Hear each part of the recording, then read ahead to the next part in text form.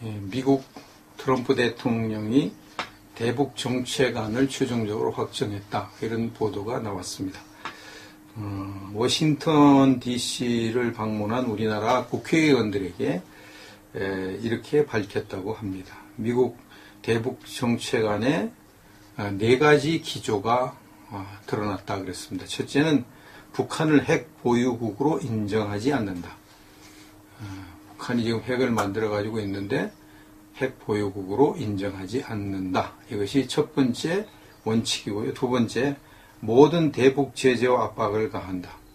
북한의 핵 보유국이 되지 못하도록 하기 위해서, 핵무기를 완성하지 못하게 하기 위해서 모든 제재와 압박을 가한다. 이렇게 했습니다. 근데 모든이라고 하는데 또 다른 하나는 이제 아직까지는 포함되지 않았습니다. 북한의 레짐 체인지를 추진하지 않는다. 레짐 체인지는 정권 교체를 말하죠. 권력을 교체하는 일, 김정은 정권을 교체하는 일을 추진하지 않는다. 이렇게 하고 있습니다. 김정은 정권을 교체하지 않는다고 이렇게 하는 것은 김정은 정권이 갑자기 무너져서 무정부 상태가 되면은 굉장히 위험하기 때문에 그렇습니다. 무정부 상태보다는 독재 정권이라도 있는 것이 나은 거죠. 무정부 상태가 가장 무서운 것이죠. 그래서 무리하게 레짐 체인지 하지 않겠다고 이야기를 하고 있는 것입니다. 그 다음에 최종적으로는 대화로 문제를 해결한다. 대화로 문제를 해결한다. 이렇게 되어 있습니다. 이제 군사 옵션은 그냥 옵션일 뿐이지, 이것이 실현될 가능성은 현재로서는 없다고 이제 최종적으로 확인을 했습니다. 이것을 볼 때에 트럼프 대통령이 지난 몇 달 동안 마치 곧 전쟁을 일으키듯이 북한을 폭격할 듯이 선제 타격할 듯이 압박을 가한 것은 북한이 6차 핵실험을 하지 못하게 하기 위한 조치였던 하나의 트릭이었던 것을 알 수가 있습니다. 근데 거기 그 트릭을 하도 그럴듯하게 써가지고 대부분 쏘갔죠. 저도 쏘갔고 대부분 쏘갔고 많은 전문가들도 쏘갔습니다. 그런데 이제 그 트릭이라는 것이 하나의 계략이라는 것이 드러났죠. 이제 만일 북한이 6차 핵실험을 강행한다. 그러면 이제 사정이 달라집니다. 6차 핵실험을 했다는 것은 미국이 볼 때 그건 레드라인을 넘은 것이다. 금지선을 넘은 것이다. 이렇게 이제 보고 있기 때문에 6차 핵실험이 강행되면 어떤 일이 일어날지 모르는 것이죠. 군사행동이 진짜 일어날 수도 있는, 그때도 또 군사행동 안 하고 또 뭐 어떻게 하려고 할 수도 있는데 그보다는 군사행동을 할 가능성이 있다는 쪽으로 지금 논의가 되고 그렇게 전망이 되고 있습니다. 이제 좀 더 이건 지켜봐야 어떻게 최종 결론이 날지를 알 수가 있는 형편입니다. 윤평중 교수가 조선일보에 기고한 칼럼이 특이해서 약간 소개를 하고 논평을 하려고 합니다. 좋은 정치가 집단적 유포리아를 빚어낸다. 유포리아는 행복감, 기대감 이런 걸 말하는데요. 좋은 정치를 하면 국민들이 행복감을 갖게 된다. 이렇게 씁니다. 그래서 이제 현재 문재인 대통령이 집단적 유포리아를 퍼뜨리고 있는 것을 이제 소개한 것이죠. 문재인 대통령, 모든 정권이 다 그렇습니다만은 처음에 대통령이 되면은 아주 국민들이 가려워하는 것을 긁어주죠. 그래서 인기가 확 올라갑니다. 한국 갤럽 조사가 나왔는데 문재인 대통령 취임 2주차 기준으로 향후 5년의 직무 수행에 대한 긍정적인 전망이 87%다. 이렇게 나왔습니다. 여론조사 100% 믿을 건 안 되지만 그래도 하여튼 많이 나왔습니다. 대구 경북에서도 문 대통령이 잘할 것이라는 응답이 85% 이렇게 나왔고요. 자유한국당 지지층이라고 응답한 사람들 가운데도 55%가 그가 잘할 것이다 이렇게 대답을 했다는 조사를 발표했습니다. 근데 아직은 안심하기 이르죠. 모든 대통령이 초반에는 다 그동안 답답했던 국민들의 마음을 시원하게 해주고 기쁘게 하기 위해서 국민들의 구미에 맞는 정책을 마구 쏟아내거든요. 그래서 지지율이 막 올라갑니다. 김영삼 대통령의 경우를 소개했는데요. 취임 10하루 만에 하나회를 척결하는 누구도 생각하지 못했던 깜짝 쇼를 했습니다. 그래서 그 지지도가 96%까지 올라간 지 96%. 김영삼 대통령이 나는 너무 인기가 많아서 탈이라고 이렇게 즐거운 비명까지 질러댔죠. 취임 6개월 후에 전격 시행한 금융실명제로 지지율이 80%대를 이제 고공행진을 하는 그런 일이 있었습니다. 이명박 대통령도 취임 초기에 79%의 지지율을 얻었고요. 박근혜 대통령도 71%의 지지를 얻었습니다. 모든 대통령이 다 말년에는 지지율 추락으로 고통을 받았죠. 김영삼 대통령이 가장 심했다고 볼 수 있겠습니다. 이 IMF 맞은 것 때문에 완전히 망했다고 할 수가 있겠죠.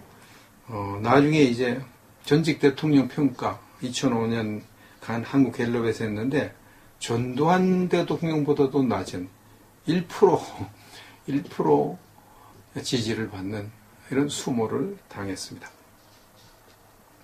그래서 이 칼럼을 쓴 교수는 포퓰리즘의 깜짝 쇼가 화를 불렀다 이랬습니다. 그래서 이제 이 김영삼 대통령이 국민들이 원하는 것을 계속 해주고 하다 보니까 그것이 너무 지나쳐가지고 IMF를 맞아버렸다. 국민들의 요구를 너무 많이 들어주고 너무 인기를 따라서 포퓰리즘, 대중영합주의 정책을 쓰다가 결국은 화를 불러왔다고 지적을 하고 있습니다. 과잉 기대와 과잉 환멸의 주기는 갈수록 짧아진다. 과잉 기대, 과잉 환멸의 주기가 계속 짧아져 사람들이 성격이 급해져가지고요. 뭐 기대하는 것, 뭐 환멸 느끼는 것 빨리 그렇게 변화된다는 것을 지적하고 있고요. 지금까지는 대통령의 지시만으로 풀 수 있는 사안으로 국민적 지지를 끌어 이 문재인 대통령이 지금까지 뭐 지시를 막 내립니다. 그동안 아주 국민들이 아이고 요것 좀 해주세요, 요것 좀 이러고 막 지시를 착착착 내립니다. 그런데 그것 가지고는 한계가 있다는 것이죠. 무한정 그렇게 지시를 내려서 국민들의 욕구를 충족시킬 수는 없는 거죠.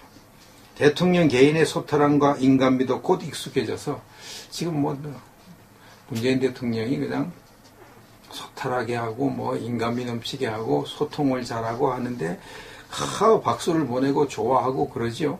근데 그것도 곧 익숙해져서 늘 그러려니 그래 해버리는 거예요. 그게 뭐 그렇게 국민들의 인기를 끄는 만한 게 못 되는 거죠. 그렇게 되는 거죠. 이렇게 이제 유포리아, 이 행복함이 식게 되면 유포리아가 식는다. 행복한 생각이 이제 식어지면 그럼 이제 국민들이 제정신이 들어와가지고 그럼 우리가 실제로 나아진 게 뭐가 있지? 이렇게 물어보는 거예요. 실제로 나아진 게. 그때 문재인 정부가 출범했을 때 그렇게 우리가 좋아했는데 우리가 지금 뭐가 나아진 것이지? 자기를 돌아보게 된다는 겁니다. 그래서 이제 여기에 대한 대답이 시원찮으면 당장 국민들은 등을 돌리게 돼 있죠. 그래서 이 윤평준 교수가 정부 주도로는 결코 쉽지 않은 일이다. 정부 주도로 뭘 이렇게 국민들의 행복감을 채워주는 일을 한다? 일자리 창출을 정부 주도로 한다? 이것은 결코 쉽지 않은 일이라고 말을 하고 있는 거죠. 그리고 또 더 큰 도전이 있는데 그것이 안보위기라고 지적을 했습니다. 안보위기. 안보위기는 북핵 문제, 이거죠. 북핵 문제. 이것 때문에 이제 한미 문제, 한중 문제, 한일 문제, 이런 것들이 이제 산적해 있습니다. 김정은의 폭주로 한반도를 둘러싼 국제정치 헤게모니 게임은 더욱 위태롭게 요동칠 것이다. 국제정치에 누가 주도권을 쥐느냐, 헤게모니죠. 주도권을 쥐느냐. 더욱 치열한 이제 주도권 싸움이 일어나고 위태로워질 가능성이 높다 이렇게 했습니다. 이제 문재인 정부도 여기에 이제 직면해 있고 앞으로 더 위험한 일을 당하게 되는 거죠.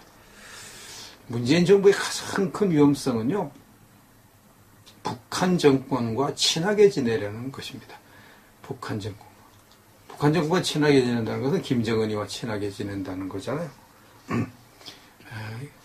문재인 대통령은 되기도 전에 내가 당선되면 북한을 먼저 미국보다 북한을 먼저 방문하겠다. 이게 그의 마음을 가장 잘 나타낸 거죠. 미국보다 북한과 더 친하거든요. 미국보다 북한과. 쉽게 말하면 트럼프보다는 김정은과 더 친하다 이렇게 보면 되겠습니다. 북한의 핵심이 김정은이 아닙니까? 근데 이것은 북한과 친하다, 김정은과 친하다. 이건 사람이 볼 때는 좀 다르게 평가할 수도 있으나 하나님이 볼 때는 이것을 아주 나쁘게 평가를 하십니다. 하나님은 악한 사람과 교제하는 것을 싫어하시고 미워하시고 악한 자와 교제하는 자에게 진노를 내리시는 분이시다. 성경이 그렇게 가르쳐주고 있습니다. 역대하 20장 35절에서 37절. 유다왕 여호사밧이 나중에 이스라엘 왕 아하시야와 교제하였는데 아하시야는 심히 악을 행하는 자였더라. 남쪽 이스라엘이 남북으로 분열됐을 때 남쪽 유다왕 여호사밧이 북쪽 이스라엘 왕 아하시야와 교제하였는데 아하시야는 심히 악을 행하는 자였더라. 아주 악을 많이 행하는 오늘날 꼭 김정은이 같은 그런 사람이 아하시야였는데 그 아하시야와 남쪽 하나님을 믿는 여호사밧 왕이 교제를 했습니다. 그래서 두 왕이 서로 연합하고 배를 만들어 다시스로 보내고자 하여 에시온 게벨에서 배를 만들었더니 마레사 사람 도다와우의 아들 엘리에셀이 여호사밧을 행하여 예언하여 이르되 왕이 아하시야와 교제함으로 여호와께서 왕이 지은 것들을 파하시리라 하더니 이에 그 배들이 부서져서 다시스로 가지 못하였더라. 하나님의 선지자가 나타나서 여호사밧에게 경고합니다. 왕이 아하시야와 교제함으로 여호와께서 왕이 지은 것들을 파하실 것이다. 악한 아하시야와 교제하기 때문에 하나님의 진노로 다시스로 가는 배가 파손될 것이다. 이렇게 했습니다. 그러니까 그 배들이 부서져서 다시스로 가지 못했다. 큰 풍랑이 일어나가지고 폭풍이 닥쳐서 파손이 됐겠죠. 이렇게 하나님은 악한 자와 교제하고 악한 자와 가까이 하는 것을 굉장히 미워하시고 그 악한 자와 가까이 하는 사람에게 진노를 하시는 하나님이신 것을 볼 때 문재인 대통령이 북한의 김정은이와 가까이 지내려고 하는 그쪽 문재인 정부의 핵심 인사들이 김정은과 친하고 북한 김정은 정부와 친하게 지내려고 한다. 실제 앞으로 그렇게 친하게 지낸다. 그러면 하나님의 무서운 진노를 받을 수밖에 없을 것입니다. 이 세상에 현재 이제 아주 가장 악하다고 평가되는 세력이 세 세력이 있습니다. 첫째는 공산주의고요. 공산주의가 악한 세력인 건 이제 다 드러났죠. 두 번째는 이슬람 세력입니다. 이슬람 세력은 참 교묘한 세력인데요. 자기들이 힘이 약할 때는 평화를 위장하고 나오니까 사람들이 여기에 쏙습니다. 이슬람은 평화주의자인가 이렇게 절대 그렇지 않습니다. 이슬람은 자기들의 힘이 강해지면 반드시 폭력을 이용해서 사람들을 제압해버리고 마구 학살하고 그렇게 합니다. 이 이슬람의 두 얼굴입니다. 이슬람 세력이 아주 악한 세력이 되는 거죠. 지금 유럽이 이슬람 무장 테러범들 때문에 온갖 고통을 지금 다 당하고 있는데 우리나라도 그런 데서 이제 앞으로 노출될 가능성이 굉장히 높습니다. 그 다음에 이제 프리메이슨 세력이 있습니다. 이 프리메이슨 세력은 아직까지 전면에 드러나지 않았는데 점점 더 드러나고 있습니다. 이 프리메이슨 세력은 이슬람 세력과 공산주의 세력보다 더 악한 세력이 될 가능성이 굉장히 높습니다. 굉장히 우리가 경계를 해야 되는데 아직까지 정체가 제대로 밝혀지지 않아서 일반인들은 잘 알지 못하고 있습니다. 역대 한국 대통령들을 이렇게 살펴보면 공산주의 세력과 이슬람 세력, 이 두 세력과 손을 잡은 대통령들은 다 불행하게 됐다.